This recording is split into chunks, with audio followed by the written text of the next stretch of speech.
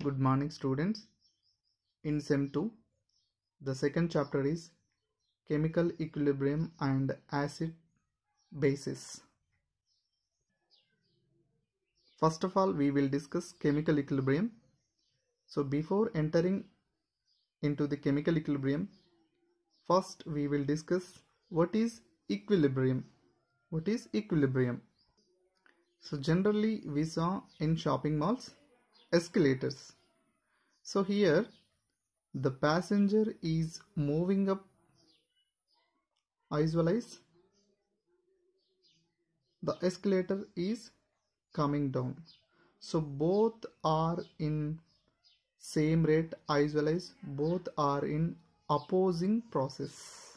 Okay, the passenger is moving up visualize, escalator is coming down. Okay, so both are in equilibrium, this passenger and the escalator, we can say that. Okay, as well as generally we see treadmill also. What happened here? The passenger is running to forward as well as equal speed of treadmill is running to backward.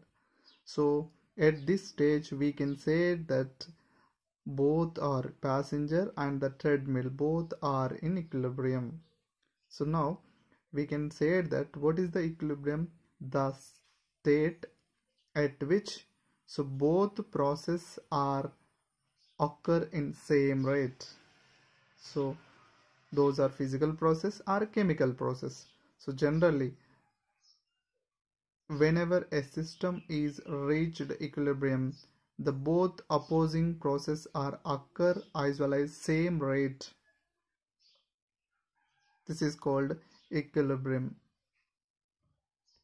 So these two example for physical equilibrium.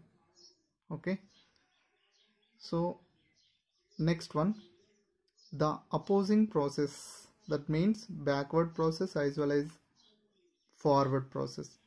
The opposing process involve physical changes, that equilibrium is called physical equilibrium. If the opposing process involve chemical reactions, that equilibrium is called chemical equilibrium. So there are number of examples for chemical equilibrium around us. Best example,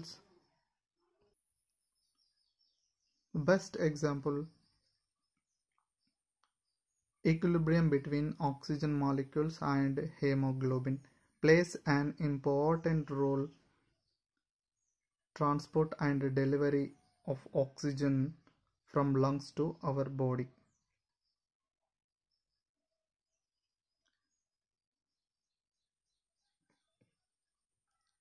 Blood containing hemoglobin. So whenever the oxygen enter into the lungs, these oxygen molecules are bind with hemoglobin to form a oxyhemoglobin. So like this, okay, oxyhemoglobin form oxy.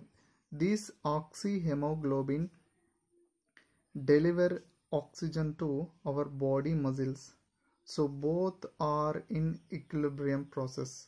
So it is example for the chemical equilibrium. Next, as well as similar equilibrium is attained in carbon monoxide molecules and the hemoglobin. But here this equilibrium is responsible for toxicity of carbon monoxide molecules. So here is also carbon monoxide molecules bind with hemoglobin to form carboxyhemoglobin. So this carboxyhemoglobin delivery carbon monoxide to body muscles. So it is very harmful to our body. That's why we consider the toxicity of carbon monoxide molecules. This carboxyhemoglobin is preventing the oxygen carrying by hemoglobin. So now another important term, dynamic equilibrium. Here first of all we identify the dynamic equilibrium and static equilibrium. So here we take two examples. Okay, first of all the book is on the table. So here is also book and the table, both are in equilibrium, but here there is no transfer of particles. Particles are not moving here, just only book is equilibrium with table. Okay, for example we take a closed vessels, in that half of the water is filling it. So after some times this water vapor and the water both are in equilibrium, but at which stage? So these what happened here, the rate of condensation, the rate of evaporation is exactly equal to rate of condensation. That means the number of water molecules is leaving from liquid phase to vapor phase, the exactly equal number of water molecules coming from the water phase to and liquid phase. So both are equal, but here what happened, particles are moving, but the the amount of particles not change, the amount of particles not change, but moving is there. So that is the difference between the static equilibrium and the dynamic equilibrium. In dynamic equilibrium both rates are present, rate of evaporation and the rate of condensation. So both rates are present as well as there is no net change takes place. But here in static equilibrium, so both are in equilibrium, book and the table both are in equilibrium, but there is no moving of particles here. Okay, but in dynamic equilibrium particles are moving from one phase to another phase. Okay, that is the difference between dynamic equilibrium and the static equilibrium. Now next one, the equilibrium in physical processes. Substance undergo different physical processes. So these physical processes are also called phase transformation process. Two phases are there in equilibrium. So here different types of phase transformation process. First one is solid liquid, second one is liquid vapor, and the third one is solid vapor. First of all we will discuss solid liquid equilibrium. Solid liquid equilibrium.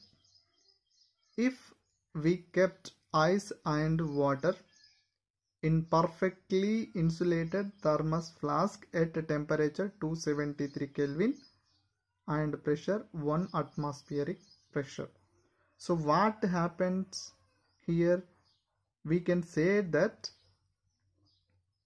the mass of the ice and water do not change with time and the temperature remains constant. So from these two observations we can say that ice and water both are in equilibrium. So which equilibrium here? So both are in dynamic equilibrium, because here is also two rates are equal. Rate of melting is exactly equal to rate of freezing here. So rate of melting is exactly equal to rate of freezing. So both are equal and the temperature remains constant because this system is insulated by thermos flask. Thermos flask means no exchange of heat and the matter. So from this two observations, which observations? The mass of the ice and water do not change with time as well as temperature remains constant. From these two observations we can say that solid liquid both are at equilibrium or both are at dynamic equilibrium. So now define the melting point or freezing point. For any pure substance at atmospheric pressure, the temperature at which the solid and liquid phases are at equilibrium is called the normal melting point or normal freezing point. Second one is equilibrium in liquid and vapor phases. Let us understand liquid vapor equilibrium. Let's do a simple experiment. First of all, we take in a transparent box containing with U-tube, and this U-tube containing mercury. So this is mercury. And we place anhydrous calcium chloride, it is also called drying agent, placed in transparent box. This anhydrous calcium chloride absorbs all the moisture in transparent box.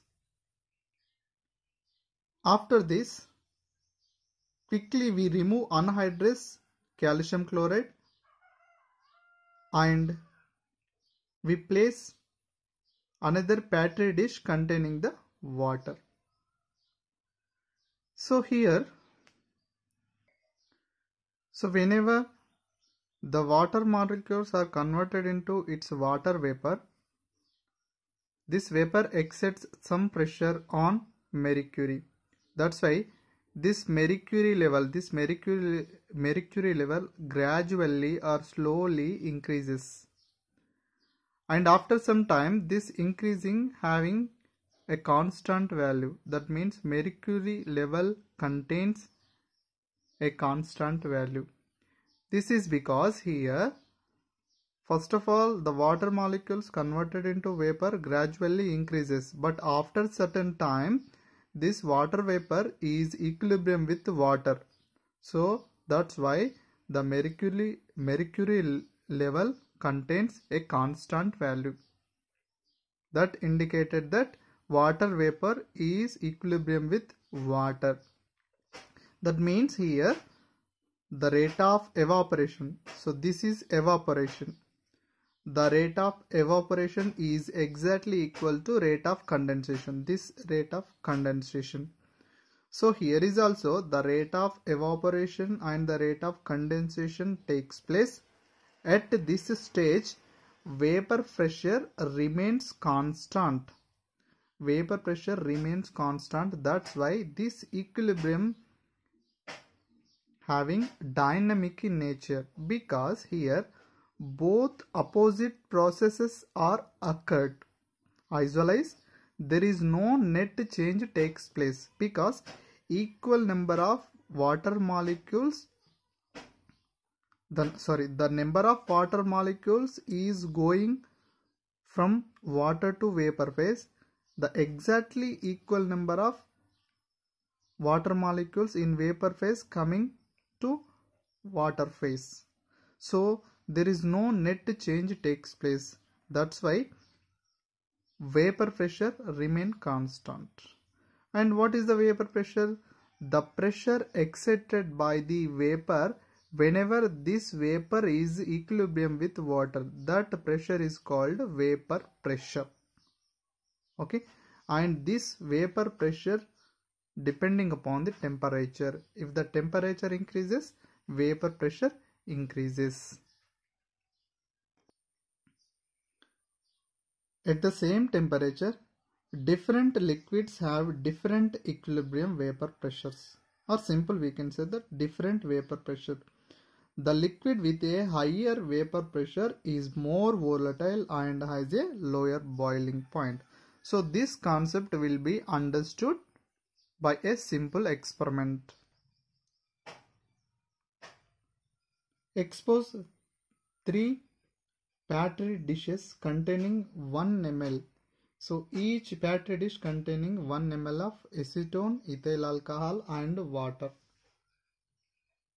to the atmospheric pressure. What happened here? Repeat this experiment with different liquid volumes. Okay. So observation, what have we observed here? the liquid disappears and the time taken for a complete evaporation of each liquid is different. Okay, so it is more volatile. Acetone is more volatile, that's why having less boiling point. So water is high boiling point, that means less volatile. It is a less volatile, it is a high volatile. High volatile means having high vapor pressure. Less volatile means having less vapor pressure. So from this we can conclusion that the time taken for complete evaporation, the time taken for complete evaporation of the liquid depends on the three characteristics. First one is nature of the liquid, second one is the amount of the liquid, third one is the temperature. So first one, the nature of liquid,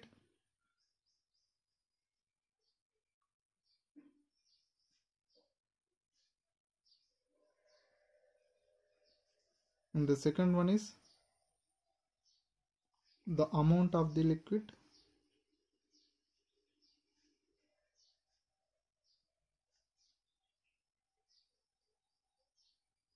third one is the temperature.